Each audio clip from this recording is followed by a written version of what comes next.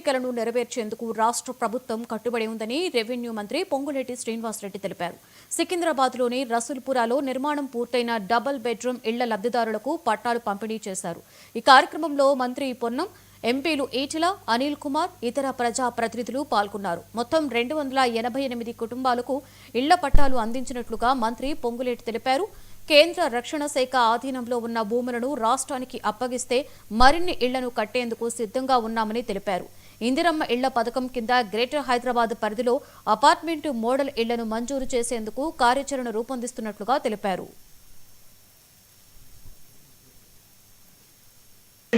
కాళేశ్వరం కట్టడానికి మొగ్గు చూపింది తప్ప పేదవాడి ఆత్మ గౌరవానికి చిహ్నంగా ఉండే ఒక చిరకాల కోరికైన ఒక ఇల్లుని ఇవ్వాలనే ఆలోచన లేకపోవటం దురదృష్టకరం, బాధాకరం. నిజంగా ఆ 10 సంవత్సరాల్లో సంవత్సరానికి 1 లక్ష చొప్పున ఇల్లు కట్టున్నా ఈనాడు రాష్ట్ర వ్యాప్తంగా ఒక 10 లక్షల ఇల్లు వచ్చిండే.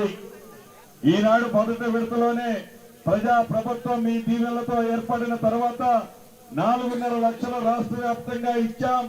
ఇంకా 3 విడతల్లో అర్హులైన ప్రతి పేదవాళ్ళకి, జిహెచ్ఎంసీ పరిధిలో ఉన్న పేదవాళ్ళకి కూడా తప్పకుండా ఈ ప్రభుత్వం ఇళ్ల విషయంలో ప్రత్యేక శ్రద్ధ చూపించి రాష్ట్ర ఆర్థిక పరిస్థితి బాగలేకపోయినా ఆనాటి తెలంగాణ రాష్ట్రాన్ని కొల్లగొట్టి దోచుకొని ఆ దొరవారి పైన పేదల పార్టీగా పేదలకి నిత్యము అండదండలుగా ఉండే ఈ ప్రభుత్వం గౌరవ ముఖ్యమంత్రి రేవంత్ రెడ్డి గారి ఆలోచనలకు అనుగుణంగా తప్పకుండా మీ అందరికీ ఇల్లు ఇచ్చే కార్యక్రమం చేపట్టుద్దని మనస్ఫూర్తిగా తెలియజేసుకుంటూ ఎప్పుడు కూడా ఎందుకు అని ఊరుకునేటువంటి ప్రస్తావన ఈ ప్రజాపాలన ప్రభుత్వం లేదు.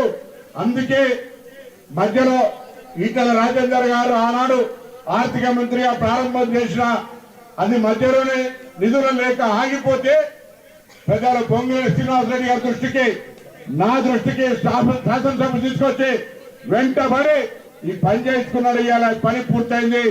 పేదలకు, అర్హులకు ఆ నారాయణ జోపిడిలో గతంలో బాధపడ్డ వాళ్ళు ఇలా సంతోషంగా ఇందులో గృహప్రవేశం చేసుకున్నారు.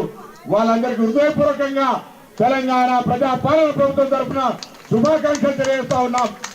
అదేవిధంగా ఈరోజు తెలంగాణ వ్యాప్తంగా ఎన్నికలకు ముందు చెప్పినట్టుగా నేను ఎవరిని విమర్శించదలుచుకోని, కానీ మాటలు కోటలు దాటినాయి, బ్యాంకులు ఇళ్లలోకి వచ్చినాయి, కోర్టు ఇళ్లలోకి వచ్చినాయి. కానీ డబుల్ బెడ్రూమ్ లేకుండా పోతే ఇవాళ ప్రజా పాలన ప్రభుత్వంలో ప్రతి నియోజకవర్గానికి ఇందిరమ్మ ఇళ్లు ఇస్తామన్నాం. గ్రామీణ ప్రాంతాల్లో నియోజకవర్గానికి 3,500 ఇళ్లు తయారై గృహప్రవేశాలు జరుగుతా ఉన్నాయి.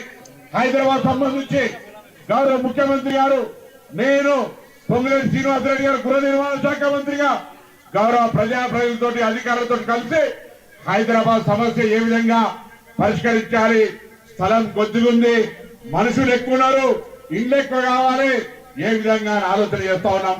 ఇదే సందర్భంలో గౌరవ పార్లమెంట్ సభ్యులు ఈటెల రాజేందర్ గారిని కోరుతా ఉన్నా, కంటోన్మెంట్ బోర్డు మెంబర్లు, జేఈఓ కంటోన్మెంట్ సిఓతో సహా కంటోన్మెంట్ లో ఉన్నటువంటి ఖాళీ స్థలాలు మీరు సజెస్ట్ చేసి మాకు ఇస్తే ఈ ప్రాంతంలో ఎవరు కూడా ఇల్లు లేని వాళ్ళు లేకుండా